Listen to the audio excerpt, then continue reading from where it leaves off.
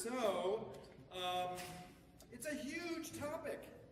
It's a gigantic topic, and it's impossible in one evening to go through everything. If you think of what we're talking about a number of issues, and a lot of you sent me pictures. We're not going to be getting too anatomical. I don't need to. We're not going to keep any of the language. We're going to keep it up above boards. But it's a difficult topic. Why? Think of the things that you have asked. Why? How do you respond? Is it okay?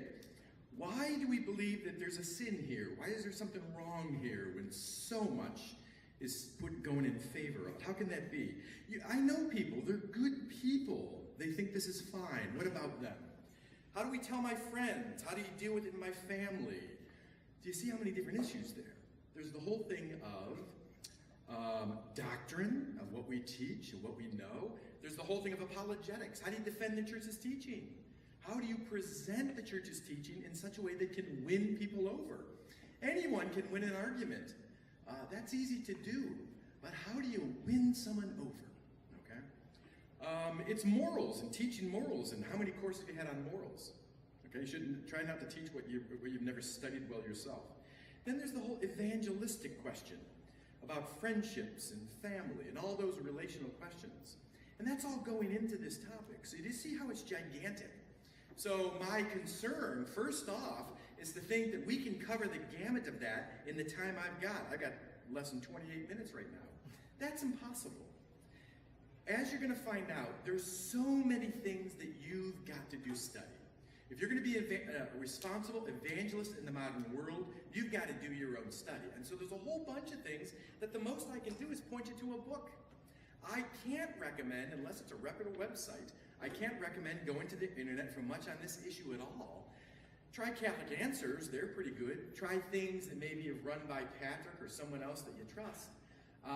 Like I said, I recommend a bunch of books. I've got some over there on a number of issues that touch on this. There's some that are written very well, but there hasn't been a lot written about it because there was no need to. And you'll see why.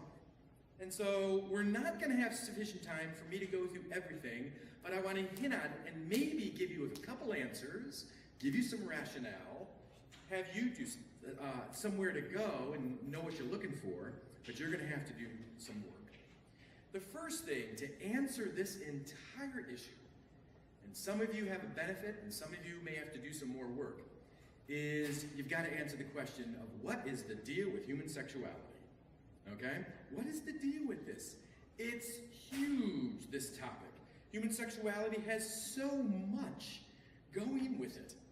And how do we know this? Well, you know it if you've run into, for example, most people, I was at a conference and the guy said up front, and these were all adult men, probably half of them were priests, and the speaker said, how many of you can remember the very first time you saw pornography? There's about 2,000 men there. Everyone raised their hand. That power of human sexuality. Okay? If someone's been treated poorly, they remember it, and they have a tough time giving forgiveness over it, because it's a powerful thing. The whole aspect of that most intimate aspect of our person in which we give ourselves to another is so powerful that it's also part of this aspect, this topic we're talking about, of how does one answer in this area. And so we've got to understand human sexuality itself in a good way and God's plan for it. That's the first thing, and I can't cover that, okay? You should know that by now through your CCD. You should know that by seeing awesome parents. I read of some parents, one parent, I think there's two of them, maybe just one. The kid is 17 years old. In their life, they've never had a sit-down meal at the table. And the parents don't care. They can do whatever they want. So half the family's into drugs, half of them are going to fail out of college because they don't have a parent there saying, no, you're going to get through this, okay? So if you have awesome parents in your heart tonight, thank God. If they have standards and expectations, thank God. Now, if you can meet a spouse who settles for the vigil of your anniversary and goes out to, get a McDonald's hamburger and then goes to a library, if you can meet a spouse like that, that's an awesome person, okay? You gotta stick with that person. And I'm thinking, wow, with 4 youngins, holy cow, we're talking the road to sanctity. There's a ton of books. Now, these ones I recommend, okay? These ones, so pray that they get there, okay? This one is by a guy that I knew from Providence College before I got here. Defending Marriage, okay? Because ultimately, we're going to be talking about that today, about what is marriage, and why we really ought to defend it. And this is just what marriage is and why it matters by Patrick Lee, Franciscan University of Steubenville, and Robert George. He wrote a 40-page, he wrote a book on this, and I think this is a condensed version of it. So I'm going to give this out over here, and if you just pass it back and forth, I want you to see them, I want you to know these. If you have something to write them down, take a picture with the phone, any of that stuff. I recommend you read it. You may be seeing it lived out before you. Blessed are you if you do. Blessed are you if you have an idea of what marriage is about. That's becoming privileged information. That means it's rare. It really is. It's becoming rare. And that is a huge part of what we're doing. You got to read about marriage. You have to read, study about Catholic moral life and see that it's awesome. It's awesome, our life. The church tells me not to do this and this and this. Yeah, like someone who loves you tells you not to drink poison. Okay? Someone that knows the human heart. We've been studying it for 2,000 years. I keep putting up on a Facebook page all about these things that people just discover. And they've discovered that those people who hold off waiting to have children until they're in their 50s often can't. Really? It's like, took a rocket scientist to figure that out, you know? No, the church says babies are good and cute and a lot of work. And you are awesome if you give your life in raising children. So study about the church's moral life, about moral teaching. People think the 10 Commandments, Mike was in arguing with my brother about this. He thinks the 10 Commandments are just a bunch of rules. Well, you'll learn there's a lot, tonight you'll learn there's a lot more to it than that. And embrace your vocation. Vocations are awesome. They're hard. Oftentimes your emotions don't go with them.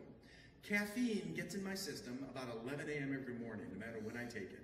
So if I'm at the 7 a.m. Mass or the 9 a.m. Mass, my caffeine's not there, which means my emotions are telling me to go in a different direction. But they are. 7 a.m.? Oh my golly, come on, people. God can be worshipped well at 9. Come on. But we do it. We do it, and we go beyond the desires of the flesh, as Paul says. Paul said that defeat, mortify the desires of the flesh, that's basic Catholicism. That's not advanced.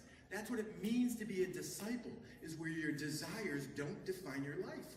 The brethren that I live with, they are here.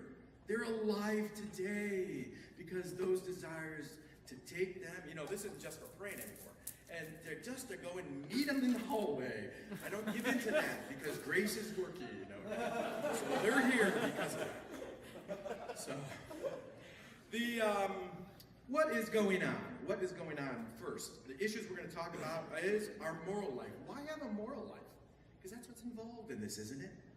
The entire moral life of Catholicism and Christianity is on trial.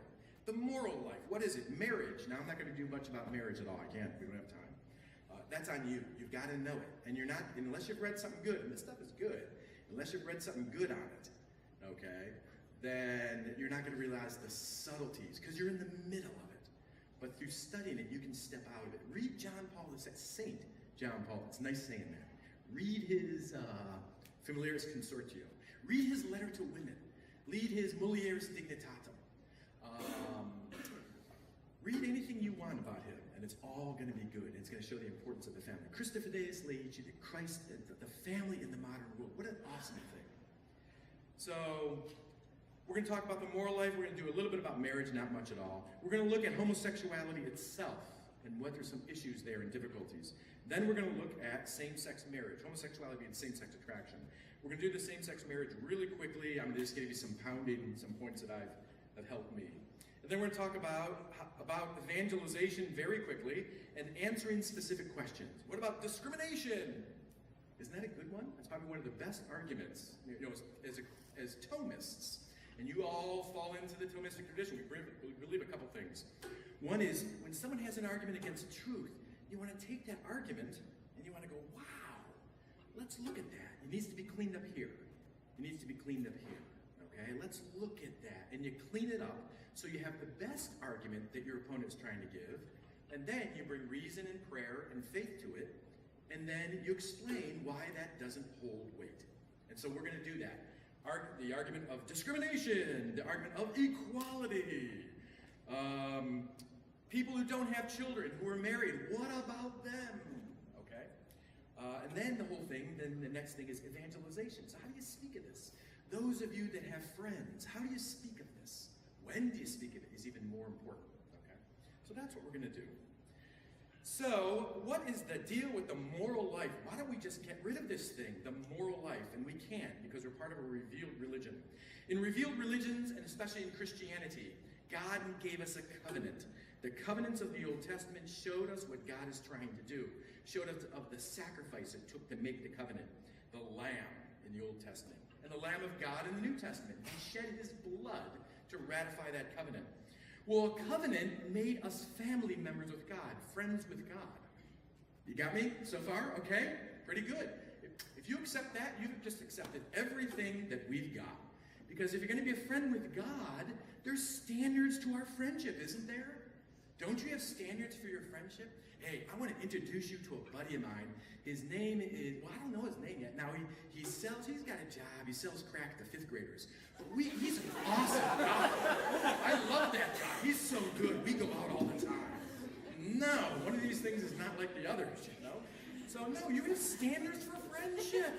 So does God. God lives in light and power, and the dark and these lights are just dim in comparison with our God. Okay? Immortal, invisible, thrice holy God, whom angels, and what's the power of an angel? One angel, one warrior angel could defeat all the armies that ever lived at the same time. That's the power of an angel. Okay? He can't be defeated by material powers. Okay? Because he's spiritual. He could have destroyed the world. One angel. And they fall down shivering in fear and praise before the Almighty. So, God has standards. Now, a real condensed version of those standards are the 10 Commandments. You could say natural law. But the 10 Commandments, why do we have them? My brother, okay, that's sketching out what is serious sin, what's things that really remove you from being able to come into the presence of God. Okay? My brother goes, you're just nothing but rules. You're rules and regulations. Oh, I just think you of,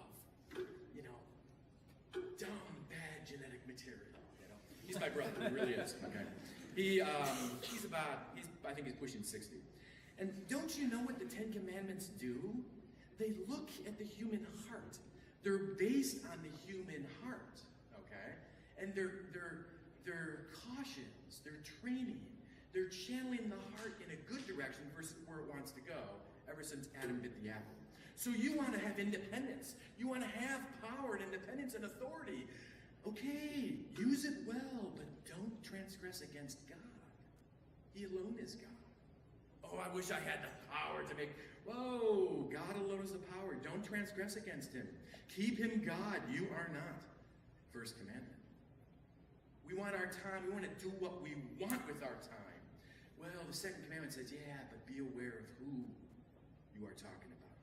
Okay, be aware of what you are doing.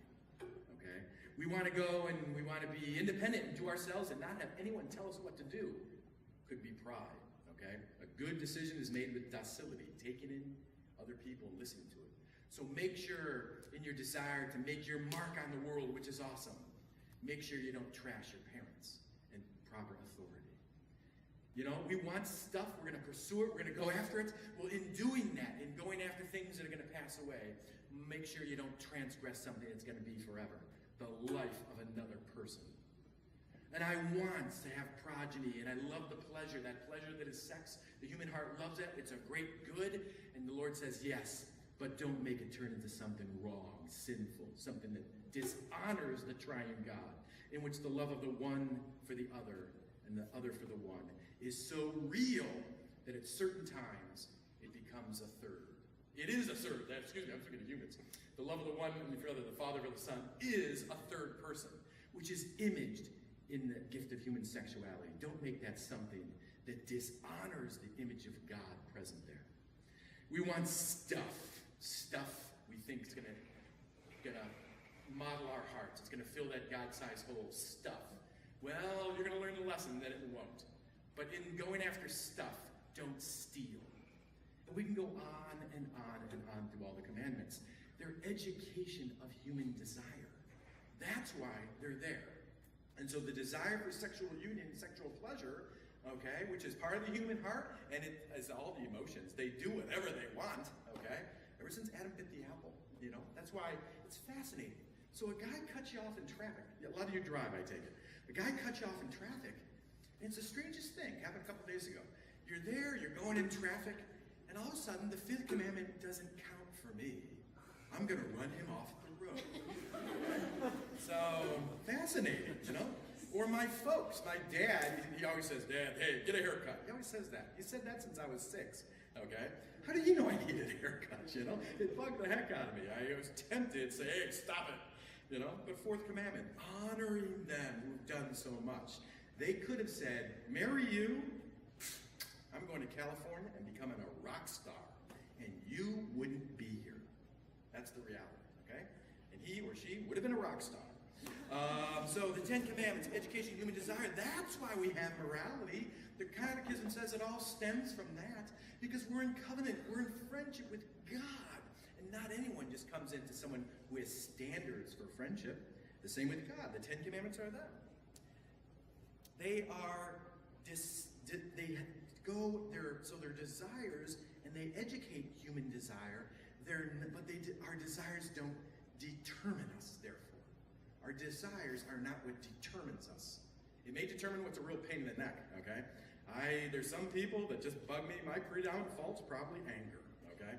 And I just have to deal with that. I just got to make sure it doesn't fire, okay? And learn virtue. Studying the human heart for the church has been about, for the world, it's been about a 2,000-year project, and we're pretty good at it. For the human race, it's been about a 25,000-year project. The ancient Greeks said you have to have morality, and they call it virtues and vice. Some people that lived a low life of vice, they had slightly different, but a person who embraced vice could not be a leader in their system. Eventually, St. Paul would say, mortify the desires of the flesh. That this is standard Christianity. This is not something that's out of the whack. He presumed we're going to have desires that go out of whack. He presumed it. And he said, mortify those. Don't let them control you. They'll take you right off the cliff away from God. And so rein it in. And all sexual activity outside of marriage is therefore against the sixth commandment. All of it. Whether it's solo, whether it's with another, if it's not within Christian marriage, it's sinful. That's the church's teaching. You see that? Our understanding of the covenant is equally blessed and equally offensive to everybody. Everybody who wants to break the sixth commandment is offended by that teaching. Just a few more minutes. It's gone way too fast. Maybe we'll take some more time. So what about homosexuality itself? There are people who have same-sex attractions, okay? There are people who see it. Now, there's a danger here. I found this danger when I was in college at Akron U. There was a group trying to start the Gay Lesbian Task Force, okay? And they wanted to start a place where people could be happy. And they were telling people, if you look on another person and your heart goes, wow, and you've all heard this, that's a gay, homoerotic erection, okay? That's the rationale. If your heart goes, wow. The problem is they never studied the old Greeks. The old Greeks, who were masters also studying the human heart, said, no! We look at the exemplar and we go, wow! So I, in weak moments, can look at men who have a full head of hair, and I can go, oh, I would long to have that. Oh my! Well, that group would say, that just shows you're gay. Okay? I don't buy it. Full hair is overrated. Okay? How's the glare back there? But that's one of the things, that there are some people who have attractions, and it's like, okay, don't let your desires run your life. Okay? Another story, maybe it'll help. I was at a party. It was a bunch of priests. This is before I would even consider the Dominicans. I was looking around at different orders. It was a conglomerate of orders and dots, a bunch of priests, mixed generations, old World War II vet, and they were smoking, which isn't good for them, and they were drinking adult beverages, which isn't good for them. And we were playing cards, okay? So that's on the tape, so I said it, there you go. They were playing cards. It was poker, penny, dime, nickel, quarter, no dollar bills. They all brought like $500 worth of quarters. We were going around, and this young guy, just been ordained, okay? Young guy, good heart. He goes, after a while, we're doing it, and he goes, I got something to tell you guys. This was probably 10 years ago when it was real popular to do this. And he goes, and they go, yeah? What? And we're thinking, reassigned? Changing the Mass liturgy prayers? You know, he's going to go with the Mass of Philip Neri versus the Mass of Pruy. He's going to, more organ music? We're on that level. And he goes, I just want to let you know, guys, I'm pretty sure I'm gay. He came out of the closet right there in the poker game, okay? And so, bam! And I'm thinking, let's get out of here. This is their men's group. Okay, I'm thinking, let's get out of here. This is internal politics. Oh my golly, I don't need this. You know, we shouldn't be here. But he did it. Okay, and so a guy threw down his cards, and two guys got up, and they all stayed in the room, and they kind of looked at him from a distance. And one of the older guy goes, the again World War II generation, tough Pete guy. He goes, what does that mean? And the guy goes, what do you mean? He goes, does that mean you're going to wind up on the front page someday? Because that's what happens to a priest when you act out. Are you going to wind up on the front page someday? Or are you just going to trash the life and leave? We've had that happen before, that they were saying. And the guy goes, no. And he goes, oh, are you going to live a double life on us? Well, no, because he gave his word. When he made vows, he gave his word. Just like every married folk, just like every person that's in religion, just like all of us did at our baptism. So he goes, no, I'm not going to do that. And he goes, then what does it mean? Are you getting active or what? And the guy goes, I don't know, I guess when we're doing poker, I just want it to be us guys. I like just having us here. And the old guy goes, which means he was going to be chaste. Okay? Radical difference here. I've got desires, but I'm not going to act out on it, he was saying. And the old guy goes, I get dealt an awesome hand like this, and you come up with that stuff. Fold. Everyone fold, okay? Because they're like, well, okay, so you like being around the guys, great, but if you're not going to act on it, it has no power. It has no teeth. I also have desires out of act. Every time I see a jewelry store, I want to take out the window, okay? I want to steal the stone. I want to run. I can do it. I'm pretty sure I can pick off the perfect rhyme. I can do this, you know? I want to do it. I've thought about it, but I'm not going to act on it, because you guys won't send me letters. Okay? Well, so you will. You would, yeah. Could you imagine that? Priest rips off store, okay? So if you have a desire that's wayward, that's driving you, welcome to the human race. No kidding. Adam and Eve did it to you, okay? That's just bad anthropology to say that it defines me. And there is no human being that's excluded from the sixth commandment, or any of the commandments. Hello, but that doesn't apply to me. It's like, whoa, no, it applies to everyone under the sun. It's the standard of life before God, even if you don't know him any more than he's bigger than me. You know, all that you know, the commandments are the covenant. They're everything, okay? They're codified statements that really need to be expounded, and that's what happens in this. So we do as Catholics, this is distinct. We do as Catholics make distinction between those desires and the decision to act on them. Because no one has to act on just what's a desire. Okay, we make the distinction. In the homosexual community, they're not making that right now, and that's going to be a problem for them. Okay? If those desires are wayward, if they're going off all the time, that's a hassle. Okay? Put to death the desires of the flesh. Mortify the desires of the flesh is basic discipleship. That's why you have mortification. That's why you have fasting. It's an awesome thing. Okay? To say, I'm greater than my desires. I'm in charge of my life, not a desire. I'm in charge of it. I'm the captain of my soul, and I want Jesus to be the commander of it.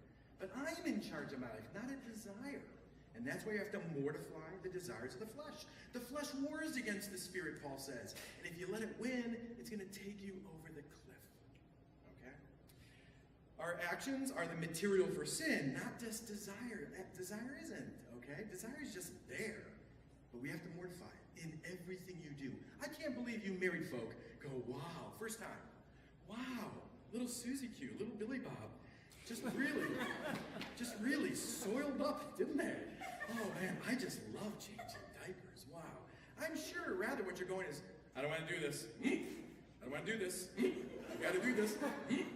Okay, it's a special grace there. Okay? Nobody is excused from the commandments. Sinful activity is sinful for all human persons. It's the beauty of our faith. It's universal. It's universal. If you have human nature, we know what pleases God.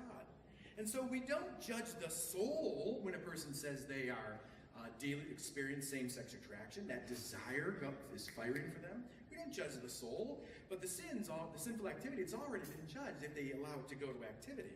We haven't judged it. We're just repeating what God has shown us. That it's harmful. All serious things, sin, are harmful in some way. It may be harmful in this life. It probably, if not repented for, is going to be harmful in the next life. And so that's why it's not good to have serious things like that, especially towards the end of life and Judgment Day, which could be any time. I bashed my knee last week. Okay, it could have been me. It could have been my head. I ran into a wall. I got rear-ended last week. Something's going on this week. That last week I was getting beat up all the time. It's just fascinating. So that's, if you're breaking a commandment, now here, how do you handle that in the future? If you're in the dorm, if you're in things, and you know someone who's dealing with same-sex attraction or getting right into the whole homosexual lifestyle or scene or whatever you call it, how do you deal with them? Well, in years to come, you're not going to go around saying, you over in room 2215, you're on the second floor of your dorm, you're sinners, you're breaking the sixth. I know it. You're not going to do that, So that's the first thing of how to deal with these people, is probably pointing out what the church teaches. They probably already know. They probably got it wrong, okay? So, we'll progress on to that. No, my recommendation is you win them over. You got to be better than just a speaker. You have to be a winner. You just don't speak the truth. You better know it. Don't speak about what you haven't studied. But you got to know the truth, and we want to win them over, not just win the argument. We want to win the soul, okay? Now, marriage, I'm going to blast through this. In fact, I might even say, let me read one paragraph, and that's why I gave you this. One of the arguments, one of the reasons we need to study marriage is because all these people, I thought it was crazy with that one of your high schools, with the teacher. Everyone said, oh, there's a gay relationship going on here. There's a homosexual relationship going on here. And everyone's saying, well, it's just equal. It's the same as marriage. And all these folks went, oh, sure, okay, it is. It's like, oh yeah, bunny rabbits and zebras, they're just pretty much the same thing, aren't they? Well, yeah, they are. What has happened to our knowledge of marriage then that we would think those things are the same? Well, yeah, they involve two humans. At least one of them has sexual pleasure, period. The other one has the concept of life coming into it and mutual sanctification being present there in life.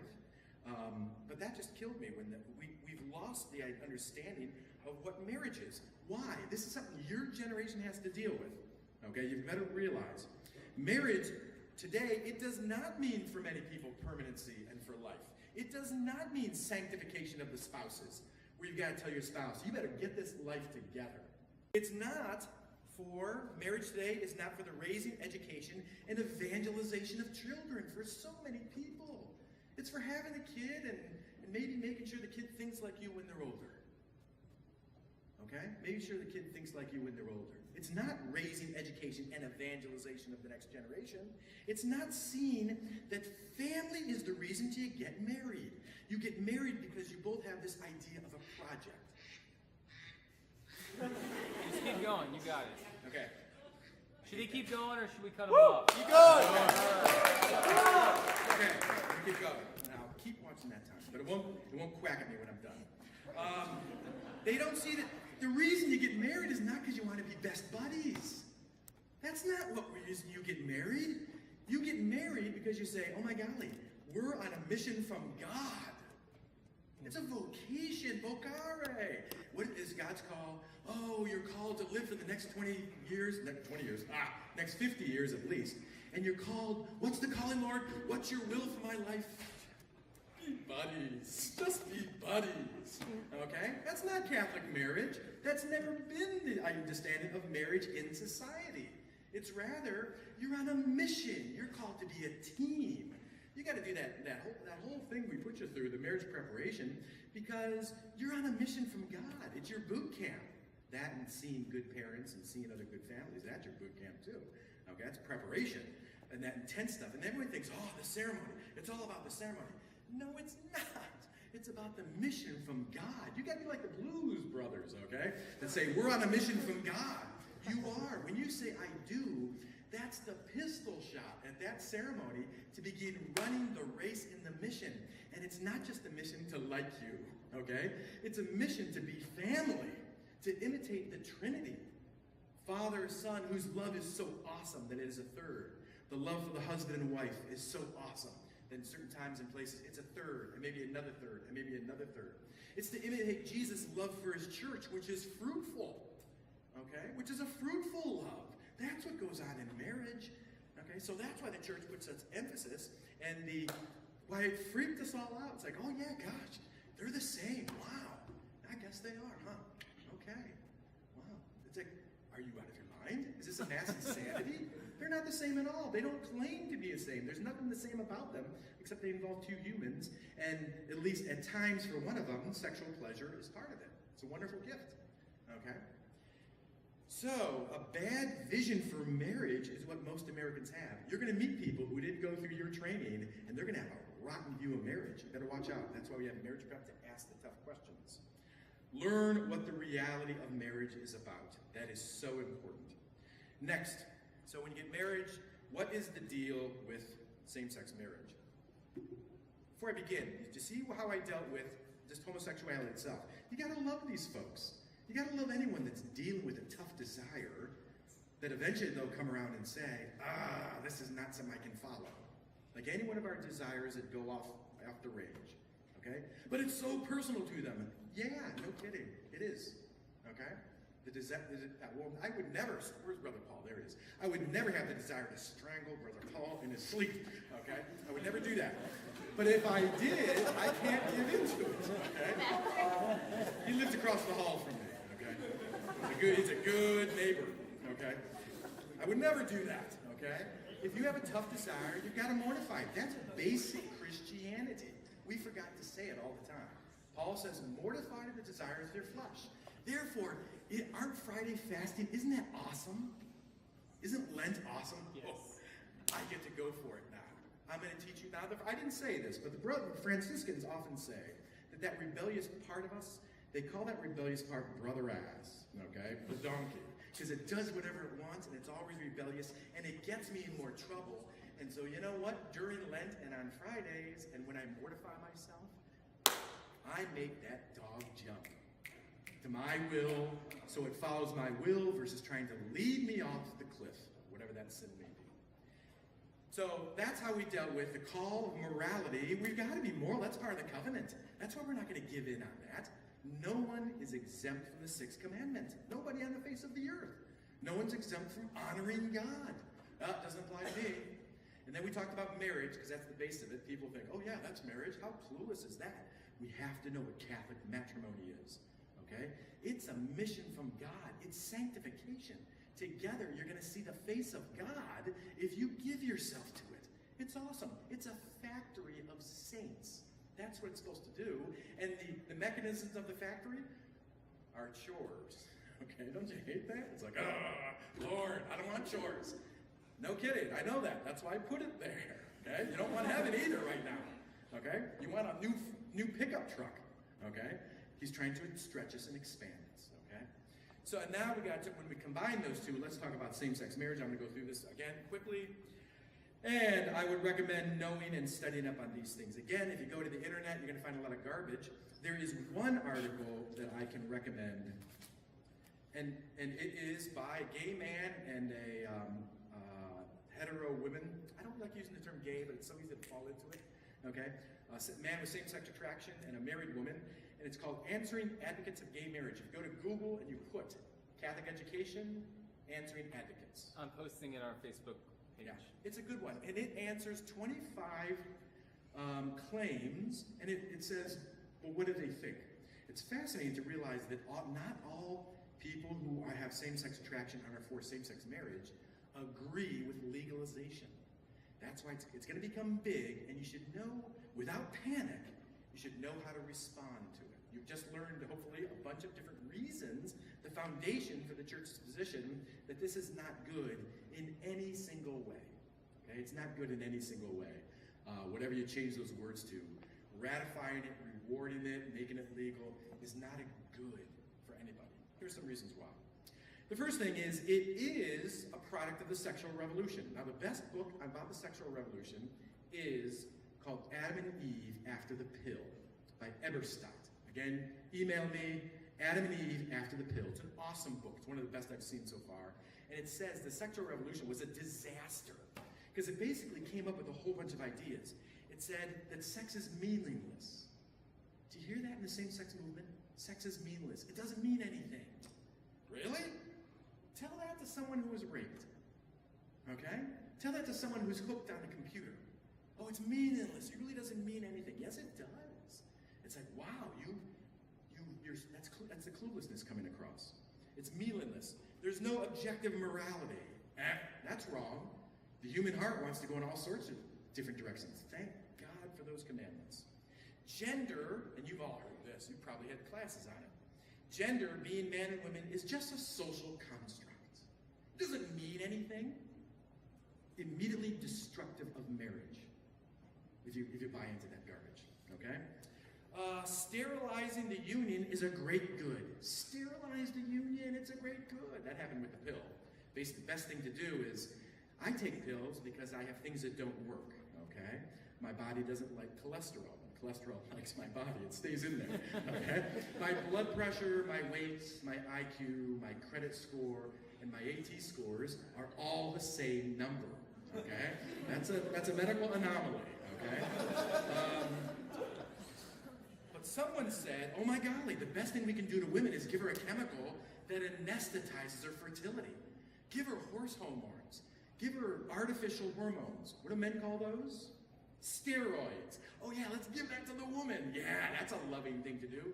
Here, honey, the World Health Organization says this is a class 1 carcinogen. Depo-Provera, the pill, the patch. They all got those problems, okay? Let's give it to someone and look her in the face and without laughing say, I love you. Take this pill so I don't have to abstain a few days a month. Do it, woman. Yeah, okay? That's not love. That's not love to ask someone of that. It's a double standard. It's a burden. It's an offense against God. It's male is the model. Being able to enter in and out of sexual union without a baby trail, that's the male's model. And everybody goes, oh wow, that's the way to be. That's the way to be. Male's the model. Women, you ought to rage against that. Why isn't femininity, why isn't motherhood the thing that you fight for?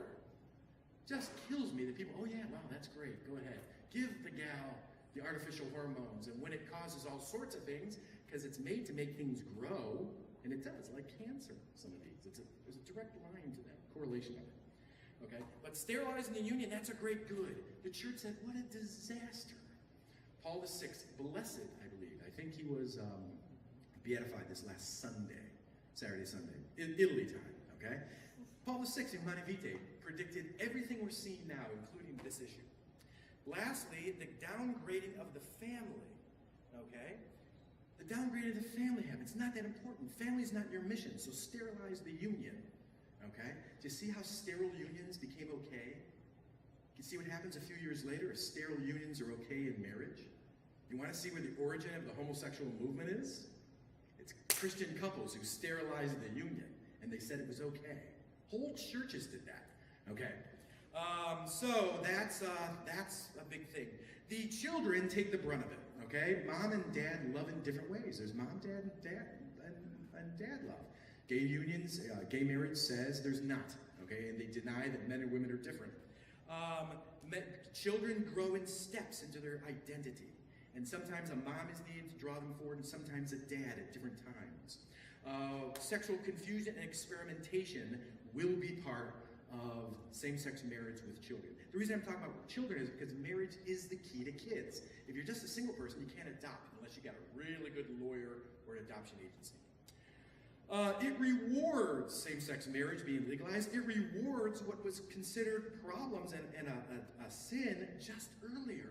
There's still a thing called gender identity or disorder. That's still on the books. A person doesn't know who they are, and their parents and society are not helping them say, well, you are a man, you are a woman, okay? And clarifying that. Instead, they go through their whole life, and eventually they get into all sorts of strange things. Every time you see a sex change operation, that person has to take chemicals for the rest of their life, or they're not going to be happy. They're going to show that it's been a mutilation. It is another experiment. Should you give little kids a lot of sugar? No. Should your kids be in front of a screen more than an hour a day? No. Should your kids be read to when they're little kids? Yes. Can we change the basic unit for growing kids' psyche and their emotional stability, the family? Can we change that and redefine it completely and not be problems? Gosh, let me think. That's what's going on with the same-sex movement, is the family's being redefined. You know how many calories the little guy should have at lunch, but you don't know what makes for good families? The President of the United States himself said, fatherless families are a disaster. Okay? He wished his father was around more. God bless single mothers. Okay? It's usually single mothers, not too many single fathers out there, unless there's been a death or something like that. But God bless these single folks who do it, okay?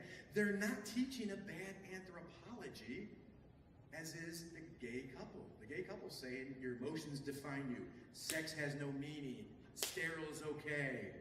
On and on and on. So that's why even a gay couple that says they're loving is not as good as a man or a woman trying to raise their kids that know they need a spouse. That old show, Eddie's Father. He knew he needed some woman involved in his life. There's the myth, so that's the experiment. This experiment, we've been doing it in a whole bunch of places. The myth of what is legal is good. Now, you know how much of a lie that is, right? The Nazi Germany, everything they did to all those groups was legal. Everything they did was legal, you know. They passed the laws saying these are no longer humans. Then they passed the law saying we can throw them in the gas chambers. It was all legal, so it had to be good, right? No, there's a law that transcends nations, the law of God, okay? And so just because it's legal doesn't mean it's good. So we're not going to give in, even if it becomes legalized. It belittles marriage. How does it do that? The whole question, you can get married now if it's ever legalized, and do we want kids or not? That's an option. No, it's not. You're supposed to have family. You're supposed to have kids. It's part of your project of marriage. Don't think you stand toe-to-toe, equal shoulder-to-shoulder with your parents and grandparents and married folks going back through the years if you don't take up the very mission that they had. No, marriage is to raise a family, to be a team in imitating God. It cuts into the benefits and rights that families should be getting by some people who it's just an option, and they cut into those rights and benefits in society. And as I said, it rewards what's always been called sin. Last couple points. One is they're saying in the moment, and this is all they got, well, we love each other. This legal contract, this contract that changes the tax code in America, that's legally binding on businesses to give certain benefits from medical and all that, this contract is only based on an emotion. There's nothing like it in law currently. In the law offices that do business law, nothing is like it. Okay, you two love each other? Okay, love is all you need. John Lennon said that. He was on drugs when he wrote that song. Okay? It's like, oh my God, love is all you need. Okay, love, that's great. Nothing else, and these two are bonded legally? That's insane, okay? It's going to swamp the courts when the divorce eventually come. But there's nothing there, so there probably won't be that much work to do it. It does not create links between the other families. It's not doing that. It used to be, it is today, that matrimony between man and woman and that child erased borders among kingdoms. That's the power of this. It unites the families because they all want the little kitty, and moms and dads behind the two young married couple, all the grandparents are saying, You're going to name that kid after me, right? You're going to name that kid after me. Your kid, you're going to name it after me. They all want the kid named after them. It bonds them all to be concerned about this family and the children they will have. That's not happening. The concern, and this is statistically from Psychology Today, reported at least there, not a heavyweight magazine, but not bad, there's not these interrelational links between the families. People approach them as they would you folks going steady. When you go to your folks one day, you say, we're going steady, which means you're not dating anyone else. Your parents are going to go, okay, it's going to last another 4 months. Okay. That's all. It's like, it's transient. It's only for a moment. It doesn't do anything. It's just there and then it can be gone whenever. There's no permanency. It doesn't change the history of the world like man and woman in marriage does. So there's no links. Lastly, as far as the L's, I got 3 things in L's, is a list. This is fascinating. Look this up. In every state, there's a list of people who can't get married. You can't get married if you're already married without benefit of divorce. Okay? And then the Catholic Church says, watch out about remarriage. Don't do that. You can't get married if you're underage. You can't get married to a sibling. You can't get married because it's one of you is adopted or you're a parent adopting a kid. You can't get married if there's not a certain level of ability to consummate marriage and if you don't have the IQ for marriage. There's a whole bunch of things that says you can't get married, okay? One of those in every state used to be people of the same sex couldn't get married. But something radical has happened. One of those groups recently has said, oh, but we love each other. And everyone's going, oh, of course, why didn't you just say that you love each other to people of the same sex? So how come the 14-year-old can't marry the 60-year-old? They love each other.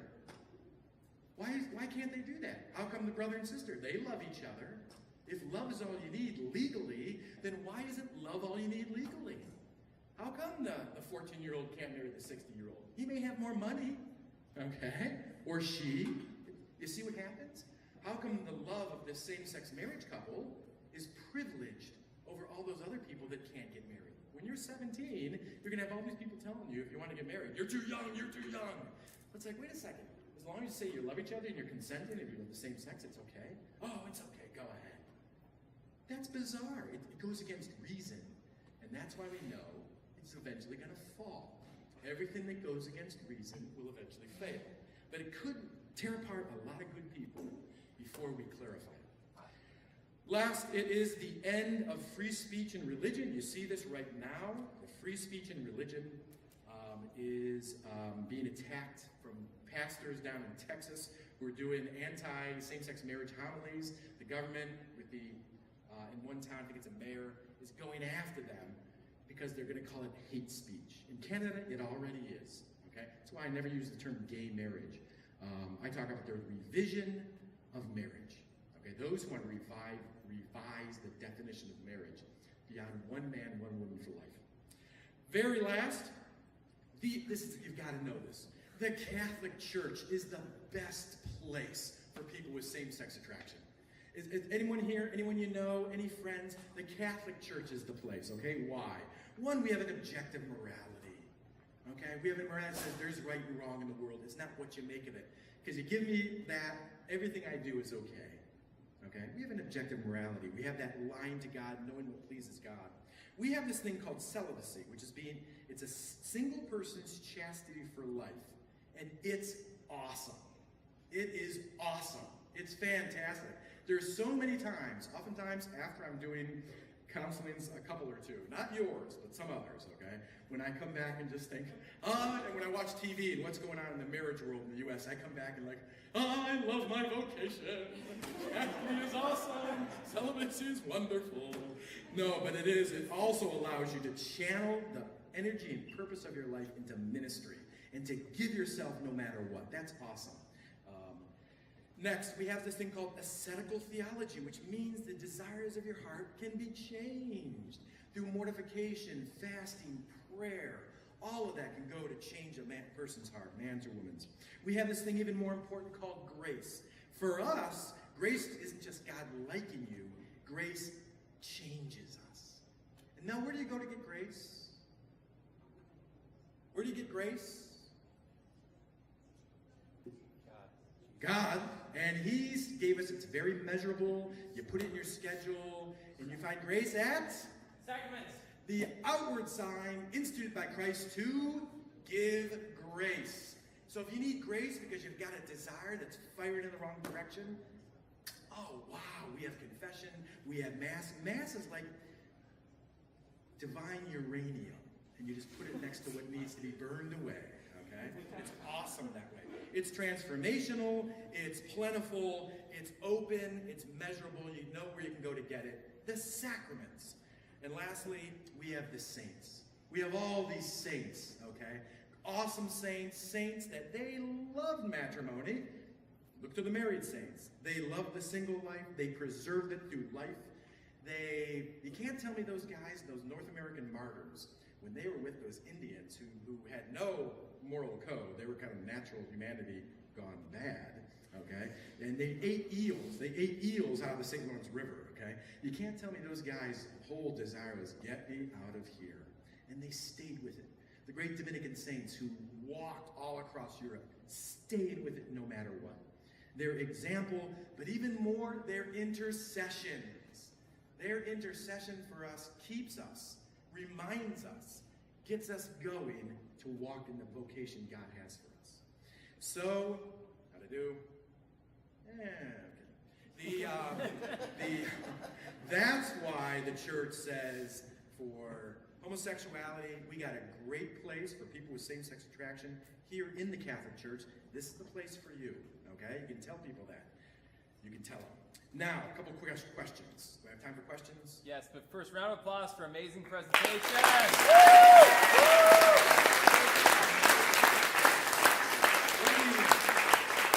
Yeah, you stay right there.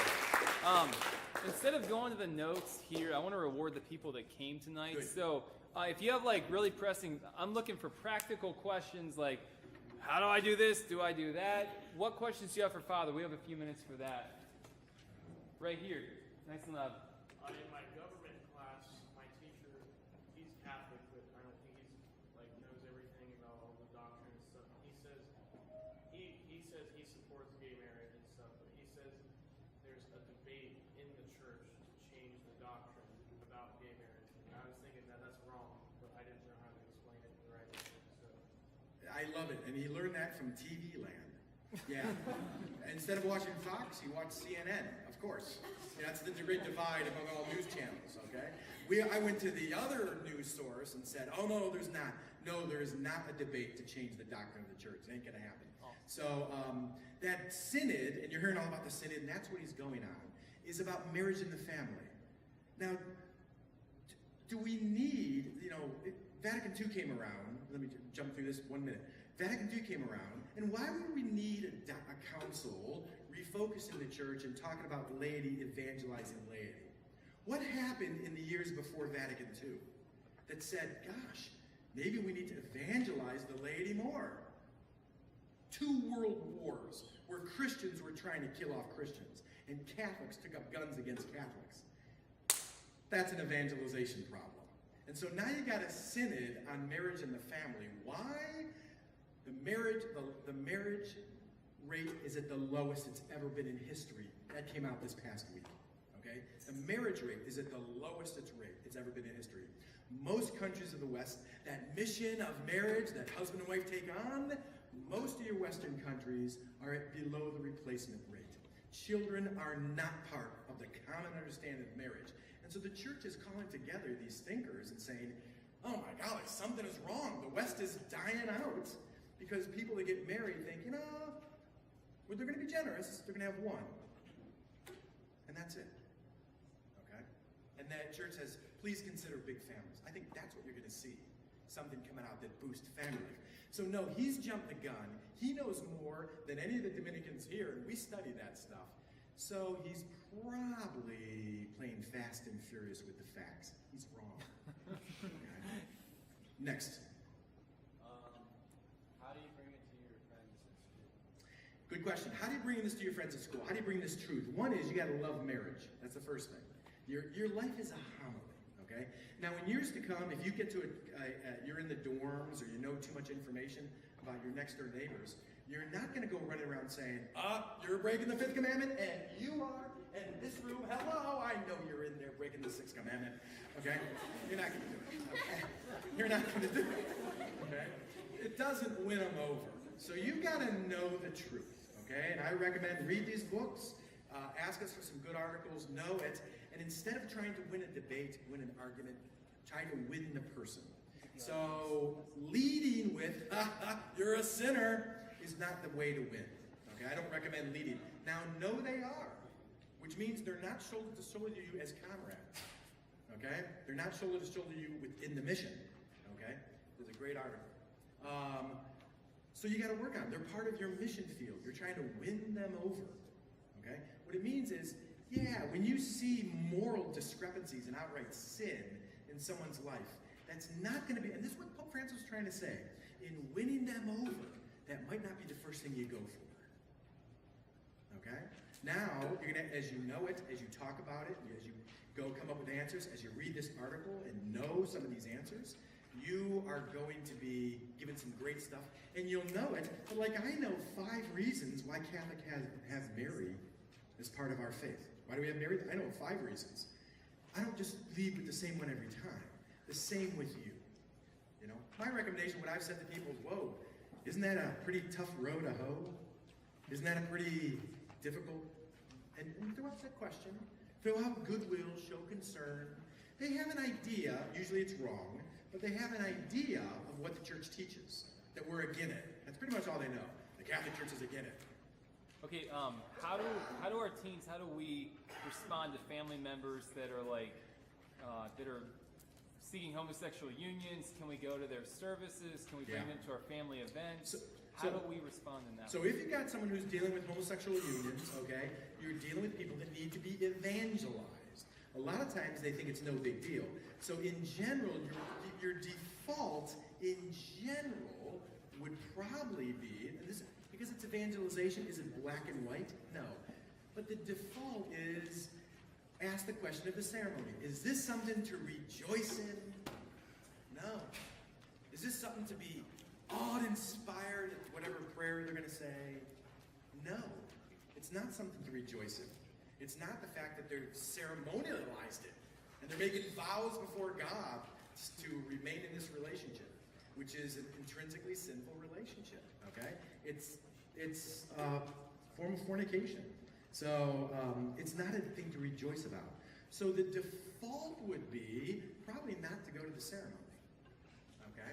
Now, I know people who've gone to the reception because they didn't want to totally burn all bridges. That's something to talk about. Come with a priest. I think if you get 5 priests together, you may get 7 different answers. You've got to pray about it. My take on it is, if they're still going to be living and you've got an ability to evangelize them, you might not. Okay? In years to come, you might. If you don't have an ability to evangelize them, then I think just saying yes? So suppose that I experienced same-sex attractions, and I'm like, this is hard for me. Yeah. And like, I have to deal with this for a long time. How do I cope with that? I would talk to a priest who probably also has desires and say, hey, how do you deal with this? Okay? You've got to have good friends. You've got to be loving. Okay? And until the day you say, I do, you say, I do at the altar, you say body language that evening, you are to be working on chastity.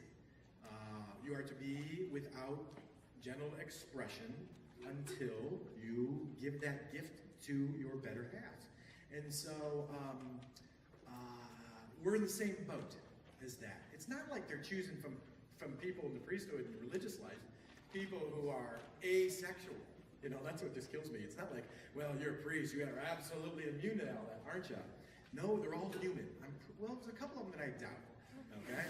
But most of them are always human, okay? They're human and they have the same foibles as any one of us. They've got the same dangers as every one of us, okay? So ask them. Is it tough? Eventually, you can learn to master your desires, okay? Will it be a thorn in the flesh? I think it is for most people, okay? To live chastity in our eyes, to not go near our triggers, whatever our triggers are that get us going, To realize, I just realized I got that emotional movement, I better go exercise and burn it out. To maintain self-mastery through fasting, through discipline. Is it tough? Yeah. Does it make great saints? Absolutely. Read the books. And that's what we're about, you know? This is prep, this is boot camp, our life, for an awesome life of heaven. That's what we're about. So, is it tough? Yeah. But it leads to an eternal weight of glory. It really does. Anyone else? Do it for Father Thomas. One more. Last one. One more. Sorry. What would you say about just kind of pop culture literature, like if gay marriage happens to be an element of that, and though it may not be promoting it, what would you say about like reading? You're probably, when you read pop culture, you're going to be getting a vision of the sexual revolution, because gay union is just, or same-sex union is just sexual revolution on steroids. They predicted it back so long ago. It's a logical outcome, okay, of denying that gender is important, of saying sex has no intrinsic meaning, of denying that there's an objective moral law, on and on and on. And so if you're reading pop literature, it's always going to express that there's no problem with it. That's probably a near occasion of sin. That's probably a near occasion, I would say, of deadening your intellect, and you're being accustomed, and it's becoming the new norm, and it shouldn't be. So I'd say be very careful. If you have to read it, don't. If there's shows, and there's so many, there's more same-sex marriage, same-sex couples on TV than there are hetero couples. It's absolutely bizarre. It's being shoved down your throat. It absolutely is. And it's going to affect your lives in the way you approach vows and marriage and your children. So resist it. It's not the new norm. The UN and what did they say? The UN and World Health Organization, I think, came out last week. I put it on my Facebook page. I can get it to you. It said that the amount of AIDS, HIV plus -AIDS, is increasing like they've never seen before. Because it's the new norm, and there's no danger to it. That's not what they're saying. And so they said, in fact, latex is no longer the answer. They pushed that away. They said, well, just get the vaccine against the disease. It's so rampant. The lack of being intelligent currently that's being promoted in that movement, they're not aware of the dangers. It's nice and laughing, and there's canned laughter in the background of the show, and it could mollify your hearts. It could sear your consciences to what is really very seriously sinful. And so, last point, what would that do to me? If I don't think it's that big of a sin, in charity, why would I let someone I love out of charity continue on to what eventually is going to be a terrible lifestyle and eventually on the day of judgment? It's not charity to let someone continue in sin. But if you're evangelizing them, you got to be slick with how you do it. You need to talk to someone. But it's charity to let them know this is not a lifestyle. Life isn't the word it gives. Okay? It covers the hole in the heart from God, and it's not going to be something you want on your resume on Judgment Day. Okay? That's the church's season. Thank you.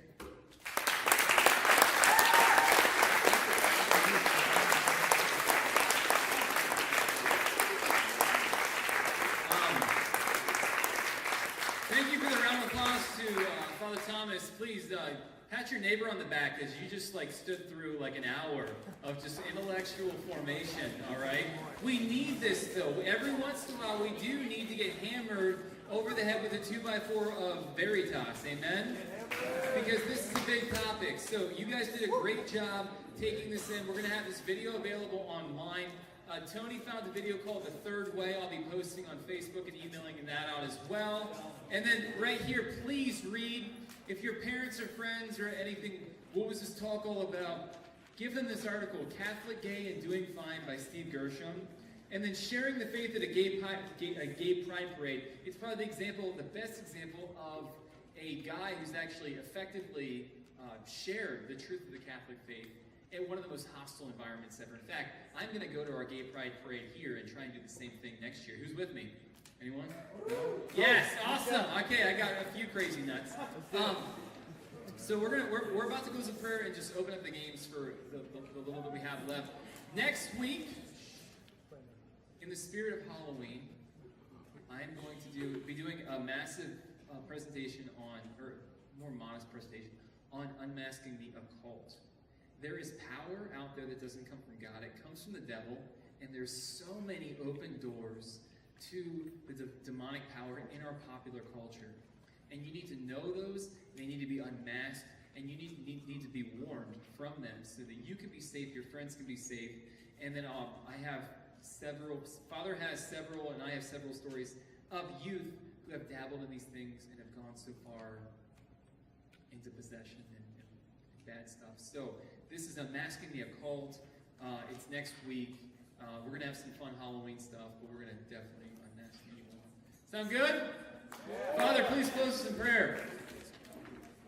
Thank you. That was a long one. I can't see that clock, so I thought it was 10 minutes. Let us pray. In the name of the Father, let us stand, please. In the name of the Father, and of the Son, and of the Holy Spirit. Lord our God, we thank you for the church, the truth you have given us in your people. We want to be faithful to the covenant, O Lord. We are given grace to say yes to you each day, to go beyond what our natural capabilities and what we have naturally, to be supernatural beings before your throne. We ask that you continue to work in everyone here. Bless them abundantly. Help them this day and throughout their lives to be awesome evangelists, to be true disciples, to get to know and live out their vocation in an awesome way that others will see them and be inspired to live for you. We ask blessings upon them as they study these issues and pray about them, and pray about your mercy and love in all that you have given us. And we ask the intercession of Our Lady as we pray, Hail Mary, full of grace, the Lord is with thee. Blessed art thou among women, and blessed is the fruit of thy womb, Jesus. Holy Mary, Mother of God, pray for us sinners, now and at the hour of our death. Amen. Saint Michael the Archangel.